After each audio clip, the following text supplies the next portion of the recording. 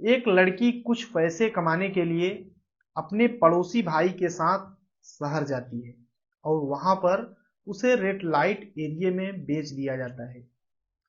उसके बाद उस लड़की को एक लड़के से प्यार हो जाता है।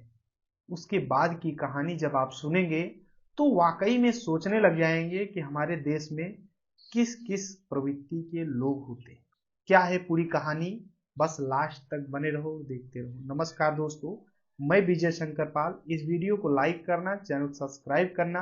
रोजाना शाम को हमारी एक नई वीडियो आती है तो चैनल को सब्सक्राइब करके बेल आइकन को जरूर दबा लेना। बाकी जो लोग पिछले वीडियो में कमेंट किए हैं उनका नाम लास्ट में लूंगा। बाकी आप लोग कहां से हमारी वीडियो देखते हैं कमेंट जरूर करना।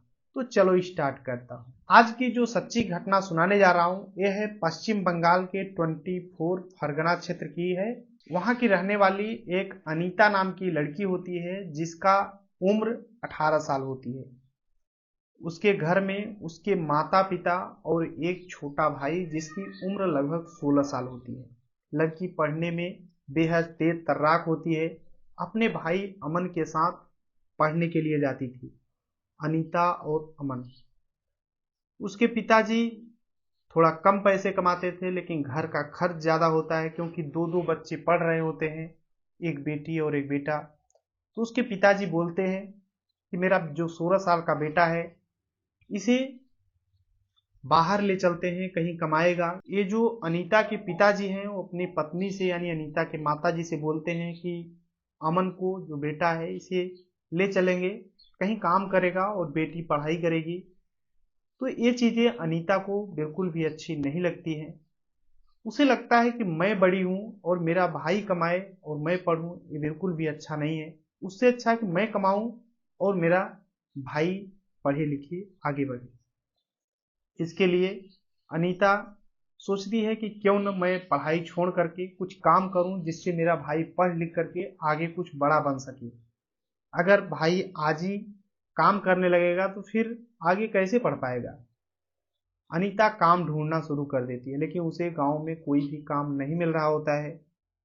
वो अपने पिताजी से बोलती है कि पिताजी, भाई की पढ़ाई मत छुड़ाओ, उससे अच्छा है कि मैं काम करूंगी। लेकिन उसके पिताजी बोलते हैं नहीं बेटा, तुम्हें घर पे ही रहना है, घर का काम धाम करो, पढ़ाई करो अच्छे से, तुम आगे बढ़ो। बेटा कुछ अब काम करेगा और घर का खर्च चलाएगा। तो बेटी कहती है नहीं, ऐसा नहीं हो सकता है। वो काम ढूंढना अनीता शुरू कर देती है लेकिन उसे कोई काम नहीं मिल रहा था गांव में। तभी एक पड़ोस का भाई होता है जो कि बाहर ही अक्सर रहा करता था। वो एक दिन घर आता है तो अनीता जानती है कि जो पड़ोसी भाई है बाहर रहता था और आज ही घर आया है। तो उससे संपर्क करती है और बोलती है कि भाई जहां तुम काम करते हो क्या हमारे लायक काम नहीं मिलेगा, मैं वहां पे काम करूं और फिर मेरा भाई पढ़ लिख ले, कुछ कर ले। तो जो पड़ोसी भाई है वो बताता है कि अनीता, मैं तुम्हारे लिए एक बेस्ट काम ढूंढ दूंगा। तुम्हें कुछ करना ही नहीं होगा, सिर्फ वहां पे बैठ करके देखभाल करना होगा और तुम्हें अच्छी खासी 10 से 15 हजार रुपए महीने की सैलरी मिल जाएगी। अनीता बहुत खुश होती है, बोलती है मेरे भाई का सिर्फ महीने का 500-600 रुपए फीस होती है और फिर और पैसे से मेरे मम्मी पापा घर पे बैठ कर खाए पियेंगे और मैं कमाऊंगी। वो मन ही मन अच्छे खासे सपने देख लेती है और फिर अपने पड़ोसी भाई से बोलती है कि भैया जितना जल्दी हो सके मुझे काम पे लगवा दो ताकि मेरा भाई पढ़ लिख करके कुछ बन सके। अनीता उससे बोलती है तो पड़ोसी भाई भी बोलता है ठीक है अनीता, चलो कल तुम तैयार हो जाओ और चलेंगे। तभी अनीता तैयार हो जाती है, अपने मम्मी पापा से नहीं बताती है क्योंकि उसके मम्मी पापा उसे जाने ही नहीं देते। वो अपने पड़ोसी भाई के साथ बंगाल के रेलवे स्टेशन पहुंचती है और वहां से ट्रेन पकड़ते हैं वो लोग और दिल्ली पहुंच जाते हैं। दिल्ली जब पहुंचते हैं तो एक रूम होता है। वहां रूम पे जब पहुंचते हैं तो अच्छा खासा मकान होता है, अच्छी खासी सजावटी होती है। ये सब देख करके अनीता बेहद खुश होती है। अनीता अपने पड़ोसी भाई से बोलती है कि क्या मुझे यहीं पर काम करना होगा। तो वो पड़ोसी भाई बताता है कि हाँ अनीता, तुम्हें यहीं पर कुछ करना ही नहीं है, सिर्फ यही देखभाल करना है, जो पेड़ पौधे हैं इसमें पानी डालना है और तुम्हें उसके बदले में, मैंने अभी बात किया है, बोल रहे हैं कि 20,000 रुपए महीने मिलेगा। अब अनीता का खुशी के मारे समाया नहीं हो रहा था। उसे लग रहा था कि मेरा भाई जो है यही सब कुछ है, इसने मेरे को एक जिंदगी में बदलाव दिया है। वो बहुत खुश थी, शायद ये उसकी लास्ट खुशी रही होगी। वो बहुत खुश थी। अंदर जाती है, उसे अच्छे अच्छे खाना मिलते हैं जो शायद ऐसा खाना वो कभी खाई भी नहीं होगी। हर मेल के खाना खाती है। उसके बाद वो सो जाती है। सोने के बाद उसकी जब नींद खुलती है तो उसे एक दूसरे रूम की तरफ ले जाया जा रहा था। वो बोलती है कि मुझे कहाँ पर ले चल रहे हो? तो कुछ लोग बताते हैं कि कहीं नहीं, तुम्हें यहीं पर काम करना होगा। और वो जो पड़ोसी भाई था वो गायब हो चुका था, वो दिख ही नहीं रहा था। अनीता को ले जाया जाता है एक तरफ। जब वहां पहुंचती है तो देखती है कि कुछ लड़कियां हैं जो कि आधे कपड़े पहनी हुई हैं, उनके शरीर दिख रहे हैं पूरे। और फिर और आगे जाती है तो बहुत सी लड़कियां खूबसूरत खूबसूरत, कुछ लड़कियां मेकअप कर रही हैं, कुछ अपने शरीर की बनावटी दिखा रही हैं, तमाम चीजें ये सब देखती है। उसे बहुत अजीब लगता है। बोलती है कि हमें कहाँ पर लाया गया है, हमें यहाँ पर क्या करना होगा? तो वहां पर जब अंदर पहुंचती है तो वहां की मालकिन जो होती है वो कहीं और जगह नहीं बल्कि एक कोठा होता है जहां पर अलग अलग तरह की लड़कियां होती हैं। और लोग जो व्यक्ति होते हैं वहां पे जाते हैं, पैसे देते हैं और अपनी शारीरिक सुख वहां पे पूरा करते हैं, उसके बाद फिर चले जाते हैं। तो जब वहां पे जो कोठे की मालकिन होती है वो बोलती है कि ये जो अनीता नाम की लड़की आई है इसे साइड में करो और इसको बोलो कि सज संवर करके तैयार हो जाए। तो अनीता बोलती है नहीं, ऐसा कुछ नहीं होगा, मैं ये सब नहीं करूंगी। यहाँ पे क्या करना होगा? तो कुछ लड़कियां बताती हैं कुछ नहीं, कुछ लोग आएंगे, उन्हें संतुष्ट करना होगा, खुश करना होगा, उसी के बदले में तुम्हें कुछ पैसे मिल जाएंगे, कुछ मालकिन को पैसे मिलेंगे। तो अनीता रोने लगती है और उस कोठे की मालकिन के पैरों पे पड़ जाती है और बोलती है कि मालकिन मुझे माफ कर दो, मैं ये सब काम नहीं कर पाऊंगी, मैं यहाँ से जाना चाहती हूँ। तो मालकिन जो होती है बोलती है तुम्हें मैं ऐसे छोड़ नहीं सकती हूँ, जिसके साथ तुम आई थी उसने तुम्हें यहाँ पे रहने के बदले में 1 लाख रुपए लेकर गया है और मैं तुम्हें छोड़ नहीं सकती हूँ। तुम यहीं पर रहोगी और जैसे और लड़कियां सज संवर रही हैं आधे आधे कपड़े पहन करके, तुम्हें भी इसी तरीके से सजना संवरना है और लोगों को संतुष्ट करना होगा। अनीता रोने लगती है, कुछ खाना पीना नहीं खाती है, उसे एक रूम में बंद कर दिया जाता है। और फिर कुछ देर बाद एक 65 साल का बुजुर्ग उस रूम में पहुंचता है और जब पहुंचता है तो अपने कपड़े उतारना शुरू कर देता है। इस तरीके से अनीता देख करके उसके पसीने छूटने लगते हैं। वो आखिर करे तो करे क्या? तभी वो जो 65 साल का बुजुर्ग होता है वो अपने कपड़े उतारने के बाद अनीता को पकड़ लेता है और जबरन उसके भी कपड़े उतार करके उसके साथ शारीरिक संबंध बनाता है। अनीता ये सब उससे सहन नहीं हो रहा था। उसके ब्लडिंग आने लगती है और रोने लगती है। आखिर वो कहे तो कहे किससे? और फिर लगभग 2 घंटे बीते होंगे। इसके बाद एक और 45 साल का व्यक्ति आता है, वो भी इसी तरीके से इसके साथ दुष्कर्म करता है, वो भी चला जाता है कुछ देर बाद। और फिर एक दिन तो सिर्फ 2 लोग आते हैं, लेकिन दूसरे दिन इसी तरीके से 3 लोग आते हैं, चौथे दिन 5 लोग, इसी तरीके से 5-6 ऐसे ही सिलसिला चलता रहता है। अब रोजाना नए नए लोग आते हैं, उसके साथ शारीरिक संबंध बनाते हैं। अनीता आखिर रोती है, गिड़गिड़ाती है और करे तो करे क्या?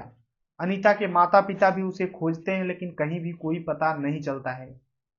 अनीता बिल्कुल भी अपने घर पे भी बात नहीं कर पा रही थी, वहां पे मानो वो फंस चुकी थी। अब आखिर वो करे तो करे क्या? अपना दुखड़ा सुनाए तो सुनाए किससे? कोई वहां पे सुनने वाला नहीं था। सभी हवस के पुजारी थे, आते थे, अपनी हवसी इच्छा पूरी करते थे और चले जाते थे। अब अनीता कुछ ऐसे कस्टमर होते थे जिससे बताती थी कि भैया मुझे यहाँ से निकाल दो, तो वो लोग मदद करने के बजाय बाहर मालकिन से बोलते थे कि तुम्हारी कैसी लड़की है जो अंदर है बोल रही है मुझे यहाँ से निकाल दो।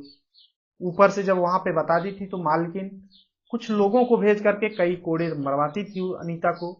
अनीता अब किसी के ऊपर भरोसा भी नहीं करती थी कि किसी से अपना दुखड़ा सुना सके और बता सके। तभी एक लड़का होता है जिसका उम्र लगभग 25 साल होता है, वो आता है और अनीता इसी तरीके से रो रही होती है। वो लड़का बोलता है कि मैंने कई लड़कियों के पास गया है, शारीरिक संबंध बनाया है पैसे दे करके, लेकिन इस तरीके से कोई लड़कियां रोती नहीं है, सभी कस्टमर को खुश करने का प्रयास करती हैं, और तुम इतनी खूबसूरत हो फिर भी रो क्यों रही हो? अनीता बताती है, छोड़ो, मैं रो रही हूँ उससे आपसे क्या मतलब है, मेरा पर्सनल प्रॉब्लम है, तुम अपना काम करो और यहाँ से निकल जाओ।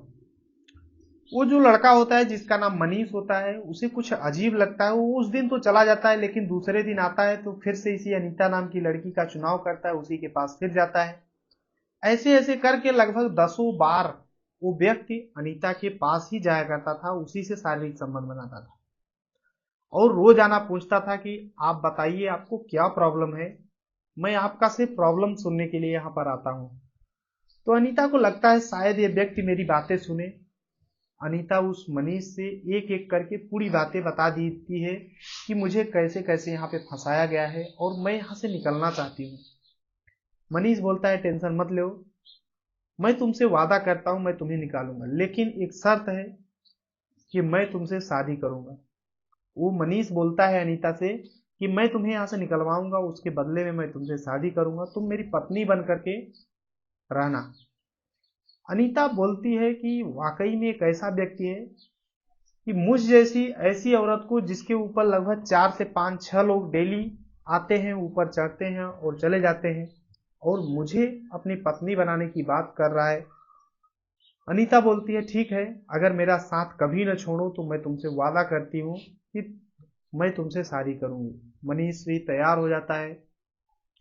अब मनीष अक्सर आता था और उसी लड़की के पास जाता था। अब जो कोठे की मालकिन होती है उसे पता हो चुका था कि ये व्यक्ति उसी अनीता से ही मिलने जाता है, तो पैसे भी अनीता की बढ़ा देती है और बोलती है उससे मिलने के ज्यादा पैसे लगेंगे, लेकिन मनीष उस पैसे को देने के लिए तैयार हो जाता है और मिलता रहता है।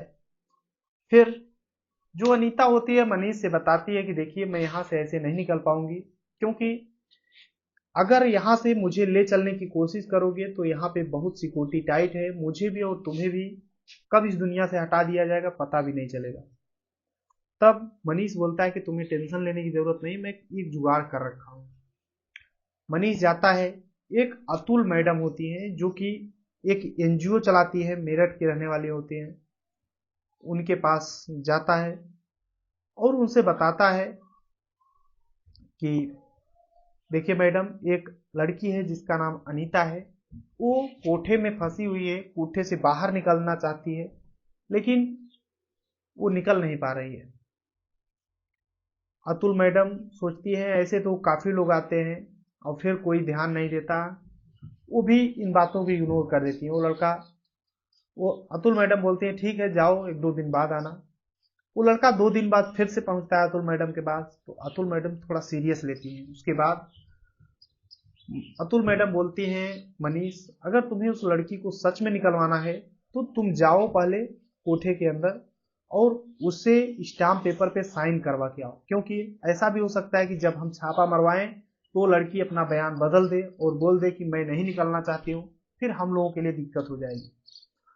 वो मनीष नाम का लड़का एक स्टाम्प पेपर बनवाता है और जाता है, उस अनीता से साइन करवाता है और ले आता है, अतुल मैडम को दे देता है। अतुल मैडम पुलिस के पास जाती हैं और पुलिस दल के साथ उस कोठे पर छापा मारा जाता है।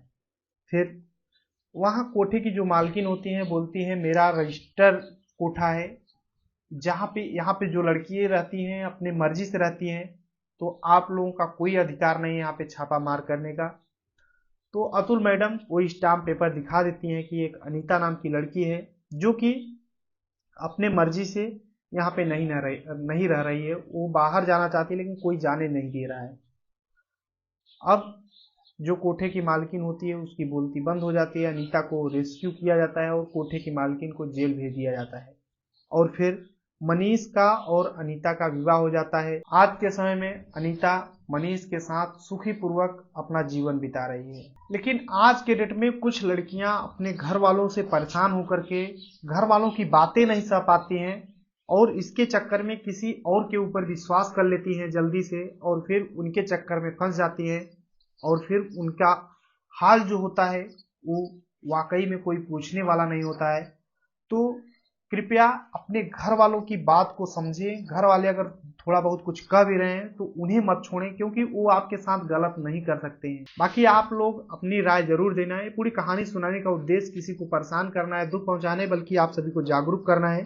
जहां भी रहें अपना और अपनों का ख्याल रखें। बाकी चलते हैं, जो लोग हमारे पिछले वीडियो में कमेंट किए हैं, तो अरुण कुमार हैं जो कि कमेंट किए हैं, और अनिल दुबे हैं, इन्होंने कमेंट किया है। बाकी रामफल है जो कि छत्तीसगढ़ से रहने वाले हैं, बोलते हैं कि आपकी वीडियो बहुत अच्छी लगती है। रामपाल जी हैं, सॉरी रामपाल जी हैं।